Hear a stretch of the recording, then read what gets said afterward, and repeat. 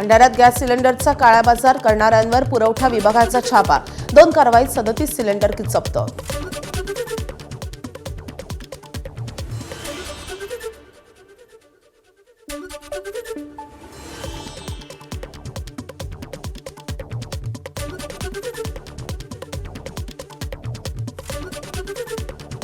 राजीव गांधी चौकामध्ये माकडे यांच्या सायकल स्टोअरच्या बाजूला आम्ही 4 सिलेंडर जप्त केलेले आहेत आणि त्यानंतर दवडीपार बाजार या ठिकाणी सुद्धा 2 CSC सेंटरवरती रेड मारून 33 सिलेंडर आम्ही जप्त केलेले आहेत।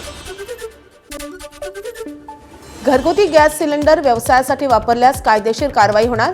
जिल्हाधिकारी कीर्ती किरण पुचार यांचा इशारा। गॅस एजन्सीवर देखरेख ठेवायला धाराशिव जिल्ह्यात प्रत्येक तालुक्यात पथकं तैनात।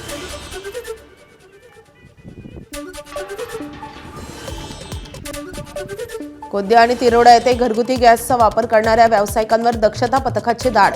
एकावर गुन्हा दाखल तर वेगवेगळ्या ठिकाणाहून 15 घरगुती गॅस सिलेंडरही जप्त। नाशिकच्या येवल्यात गॅस तुटवड्यामुळे हॉटेल व्यवसाय संकटात। हॉटेल बंद होण्याची शक्यता। केवळ 1-2 दिवसांचा गॅस साठा शिल्लक असल्याची हॉटेल व्यावसायिकांची माहिती। नाशिकमध्ये गॅस सिलेंडरचा काळा बाजार रोखण्यासाठी तहसील कार्यालयाकडून पथकाची नियुक्ती। पथकाकडून एजन्सी आणि गोडाऊनची तपासणी। गॅसचा तुटवडा नाही, त्यामुळे नागरिकांनी पॅनिक होऊ नये असंही आवाहन। गॅसच्या तुटवड्यामुळे पुण्यातलं 25,000 पोळ्या बनवणारं केंद्र बंद होण्याच्या मार्गावर। इन्फोसिस, विप्रो पुण्यातल्या विविध हॉस्पिटलला पुरवतात पोळ्या, तर 60 ते 70 महिलांवर घरी बसण्याची वेळ। इराण अमेरिका युद्धाचा फटका शालेय विद्यार्थ्यांना बसण्याची शक्यता। विद्यार्थ्यांच्या पोषण आहारासाठी बचत गटांना अखंड गॅस सिलेंडर पुरवठा करण्याची मागणी। पुढील 1-2 दिवसात गॅस सिलेंडर उपलब्ध झाले नाहीत तर मोठा प्रश्न निर्माण होण्याची शक्यता। पंतप्रधान नरेंद्र मोदींची इराणचे अध्यक्ष पेजेशकियान यांच्याशी चर्चा। मोदींकडून वाढता तणाव आणि झालेल्या नुकसानाबाबत चिंता व्यक्त। ऊर्जेचा विना अडथळा पुरवठा आणि भारतीयांची सुरक्षा ही प्राथमिकता असल्याचं पंतप्रधानांकडून स्पष्ट। पाकिस्तानचे पंतप्रधान शाहबाज शरीफ सौदी अरेबियात। असीम मुनीर आणि इशाक दार यांची देखील उपस्थिती। जेद्दाहमध्ये सौदी अरेबियाचे राजकुमार सलमान यांची घेतली भेट। आखाती युद्धादरम्यान सौदी अरेबियाच्या पाठीशी आहोत, शाहबाज यांची माहिती। इस्रायलच्या हल्ल्यामुळे इराणच्या तेहरानमध्ये मोठं नुकसान। हवाई हल्ल्यात अनेक इमारती, दुकानं बेचिराग। इराणमध्ये तब्बल 32 लाख लोकांचं स्थलांतर। लेबनॉनमध्ये 1000 दहशतवादी ठिकाणांवर हल्ला केल्याचा इस्रायलचा दावा। 20हून अधिक हिजबुल्ला क्षेपणास्त्र प्रक्षेपक तर बेरूतमध्ये 20हून अधिक दहशतवादी टॉवर नष्ट केले, इस्रायलची माहिती। इस्रायली लष्कराचं हिजबुल्लाबाबत मोठं विधान। हिजबुल्ला नष्ट करेपर्यंत स्वस्थ बसणार नाही, इस्रायलचा इशारा। हिजबुल्ला विरोधात कारवाई सुरूच राहील, इस्रायलची माहिती। लेबनॉनमधून हल्ले उधळल्याचा दावा। अमेरिका आणि इस्रायलच्या हल्ल्यांनी तेहरानमध्ये प्रचंड हाहाकार। इस्रायलच्या हवाई हल्ल्यात इमारती उद्ध्वस्त, मदत आणि बचाव कार्य सुरू। इराणकडून दुबईच्या आंतरराष्ट्रीय आर्थिक केंद्रावर हल्ला। दुबईवर इराणकडून हल्ल्यांची मालिका सुरूच, मात्र हल्ल्यात कुणीही जखमी झाले नसल्याची दुबई मीडियाची माहिती। हवाई हल्ले रोखण्यासाठी इराणची हवाई संरक्षण यंत्रणा सक्रिय। तेहरानमध्ये हवाई संरक्षण बॅटरी सक्रिय।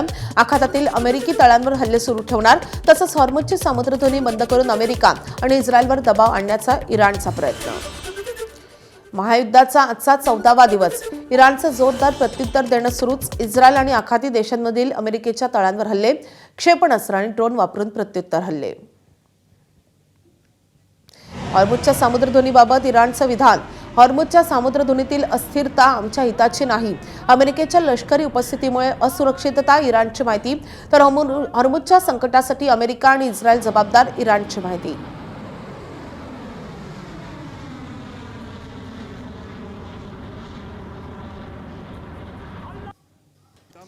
इस्रायली पंतप्रधान नेतन्याहू यांचा इराणी अणुशास्त्रज्ञांना ठार मारल्याचा दावा। इस्रायलचे इराणी अणुस्थळांवर हल्ले, याच हल्ल्यात अणुशास्त्रज्ञ ठार झाल्याचा नेतन्याहूंचा दावा।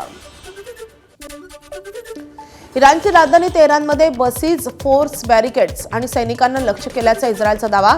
बसीज फोर्स ही इराणच्या IRGCशी संलग्न असलेली निमलष्करी संघटना आहे, जी देशातील सुरक्षा आणि अंतर्गत नियंत्रण राखण्यासाठी तैनात आहे. इराणच्या आणखी एका शाळेजवळ झाला होता स्फोट. 28 फेब्रुवारीला इराणच्या क्वाझविन भागातल्या रेझा एलिमेंटरी शाळेतल्या CCTV समोर इराणच्या रेझा शाळेपासून काही अंतरावरच झाला होता मोठा हल्ला. युद्धाची झळ आता थेट टिफिन सेवा देणाऱ्यांच्या स्वयंपाकघरात. गॅस सिलेंडरचा पुरवठा विस्कळीत झाल्यानं भंडाऱ्यातील 13 वर्षांची परंपरा जपणाऱ्या खेताडे कुटुंबानं सुरू केला चुलीवरचा स्वयंपाक.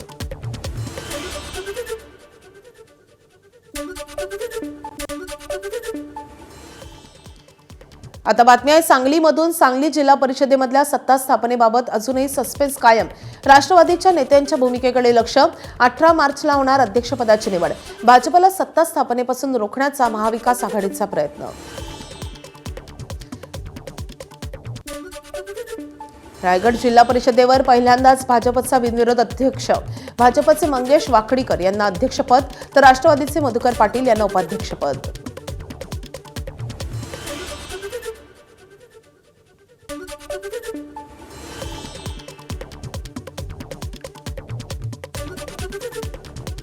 एक मुखाने माझी एक मतांनी निवडणूकमध्ये मला बिनविरोध दिल्याबद्दल त्यांचं सर्वांचं धन्यवाद.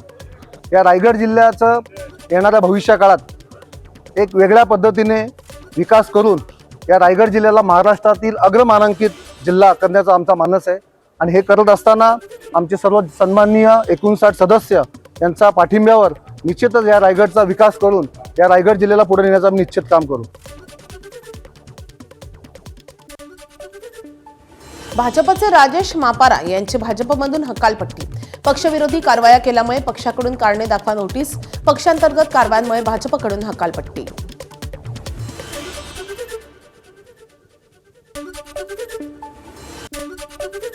धाराशिव जिल्हा परिषद अध्यक्षपदासाठी आज निवड.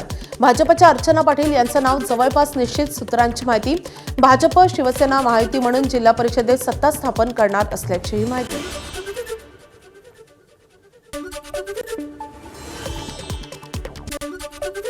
मुंबईतील पावसाळ्यापूर्व नाल्यांमधून गाळ काढण्याच्या कामांविषयी मुंबईच्या महापौर रितू तावडे यांच्या अध्यक्षतेखाली आज बैठक. मार्चच्या पहिल्या आठवड्यातच केली जाते सफाईची सुरुवात. विनापरवानगी गौण खनिज उत्खननाबाबत पुण्याच्या नामांकित वॉटरफ्रंट कंपनीच्या व्यवस्थापकावर गुन्हा दाखल. बुलढाण्यातील सारंगवाडी प्रकल्प परिसरात कंपनीकडून 10 लाख घनमीटरहून अधिक गौण खनिजाचं अवैध उत्खनन. महसूल विभागाच्या 30 कोटी रुपयांचा दंड देखील भरला नाही. चिखलीच्या भाजप आमदार श्वेता महाले यांनी मुद्दा विधानसभेत मांडल्यानंतर गुन्हा दाखल. ज्वेलर्स दुकानफोडी प्रकरणातील आरोपी अटकेत. अट्टल चोरांना मध्य प्रदेशात जाऊन अटक. अन्य दोघे फरार. 6,81,000चा मुद्देमाल जप्त. गोंदिया जिल्ह्यातल्या सडक अर्जुनी तालुक्यातील सौंदड येथे झाली होती चोरी.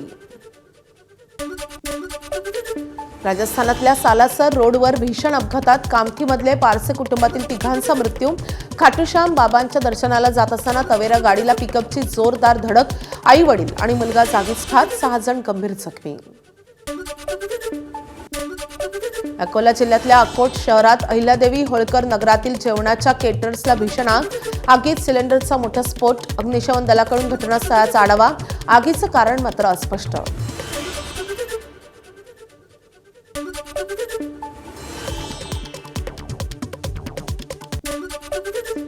दिव्यांगांना स्वयंरोजगारासाठी 15,000 रुपये हा निधी फार कमी.